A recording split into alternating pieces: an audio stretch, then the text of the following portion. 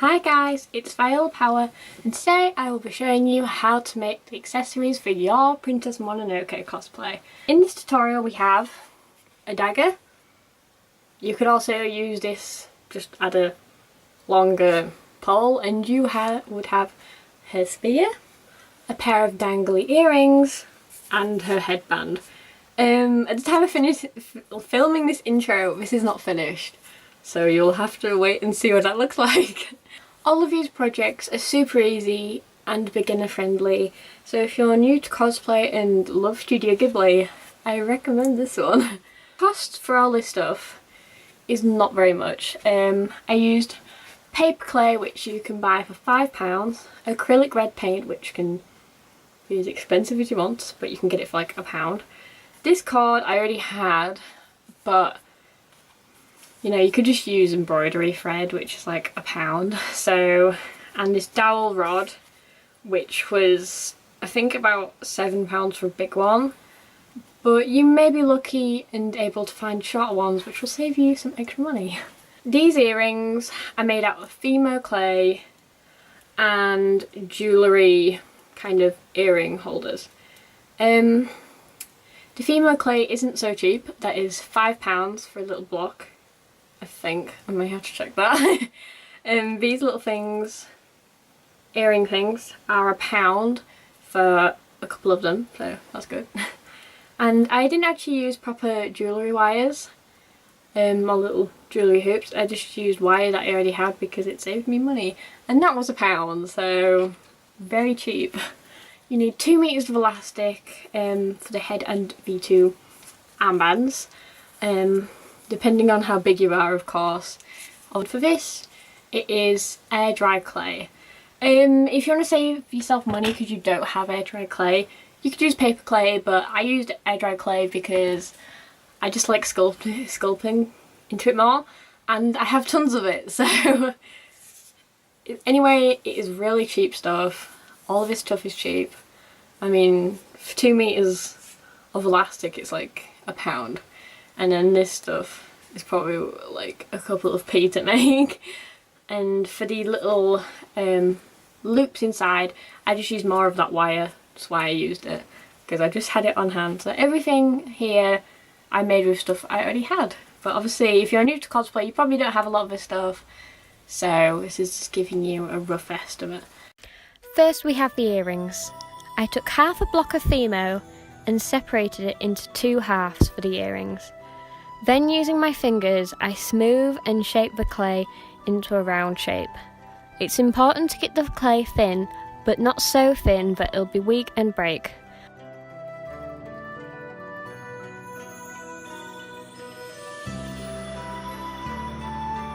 To poke a hole through the Fimo, I use a seam ripper. Once the sculpting is done, bake the clay according to its instructions. After the clay has been baked, next comes sanding. With this set of earrings, I wanted them to look like stones, so having them not totally perfect is okay. However, it is still important for them to be round and not completely uneven.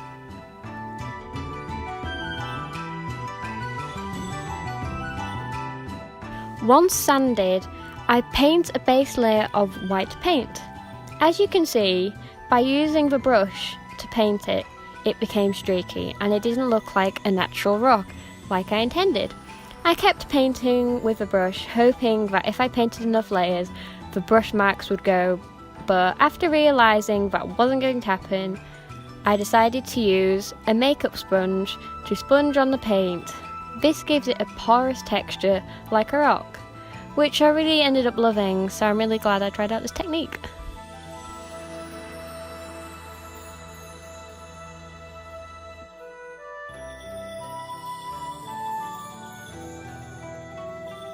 Next, I cut the wire to make little loops for the earrings.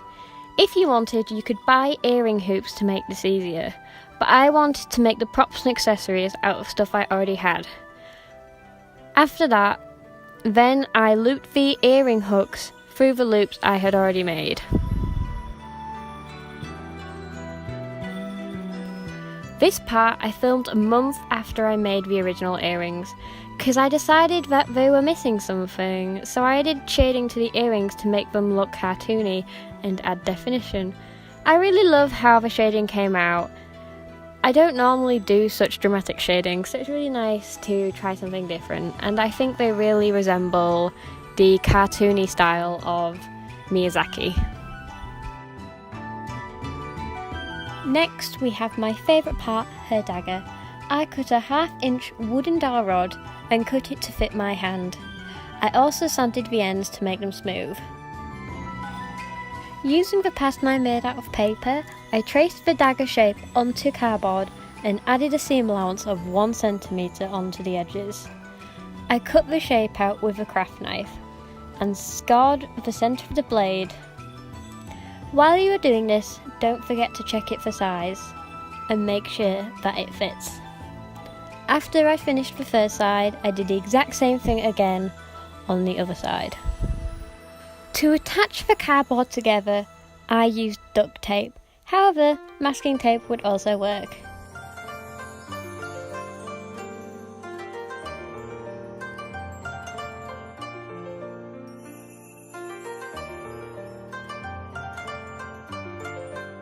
Using the pattern from earlier, I cut the same shapes out of thin craft foam and added 1 centimetre to the edges for the seam allowance. I used hot glue to attach the foam shapes to the cardboard and an air dryer to shape the foam.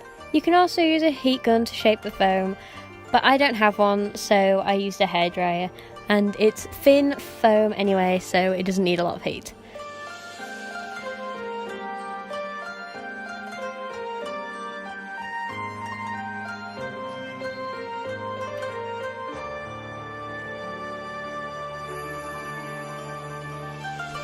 For the other side, I did the same thing, but ended up cutting it a lot off because it was too big.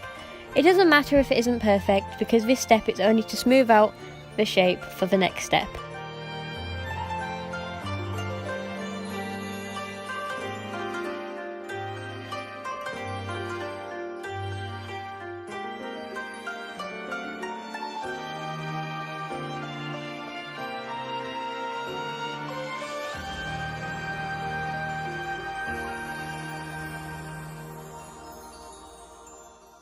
In the making of this dagger, I did a lot of spontaneous crafting, which is why I didn't film all of it. This was my first time working with paper clay, but I'm really glad I did, because this ended up coming out really well. First, I added the paper clay to the sides of the blade to cover up where the craft foam is joined together for a seamless look. After I did this, I realised I wasn't going to be able to blend the clay into the foam. The clay kept falling off the craft foam, and I was worried it would just crack off when it was dry, so I decided to cover up the whole thing in paper clay. While doing this, it's important to try and get the clay as smooth as possible with your fingers, because it makes the sanding stage so much easier. Before sanding the paper clay, it's important for the clay to be completely dry, so wait at least 1 day, if not 2 days, before you sand it.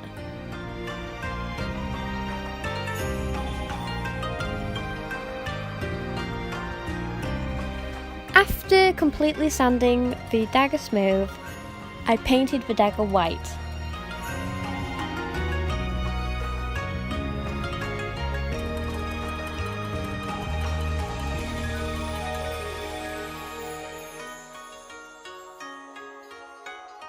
After the dagger is painted, I freehanded on the arrow design on the dagger in pencil, then painted the design in the same red paint as I used for the handle.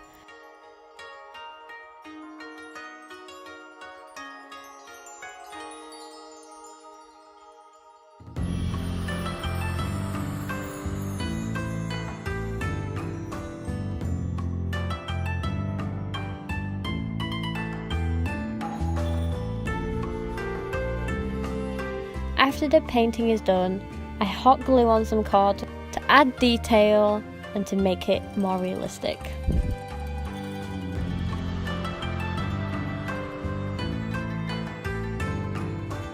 The first step of the head and arm bands is to make loops out of the same wire I used earlier.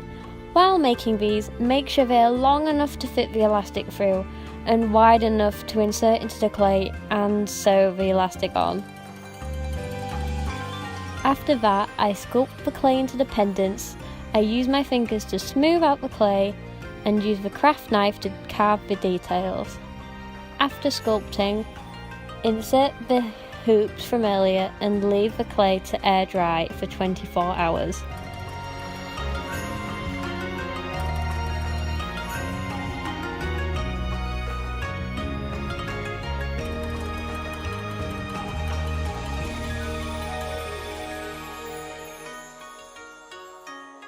I measure and cut the elastic for my armbands and my headband. It's important not to make the elastic too tight because it is possible for the tension to break the clay. It's also important to try on the armbands and the headband to make sure they fit comfortably. You're going to be wearing these all day. If you're wearing a wig, the headband needs to be loose around your head, so when you have a wig on, it'll be able to fit comfortably.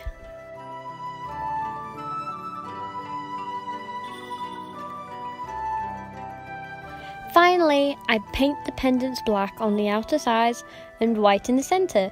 To give this cosplay a coherent look, I added the same dramatic shading as the shading on the earrings to the inside of the pendant.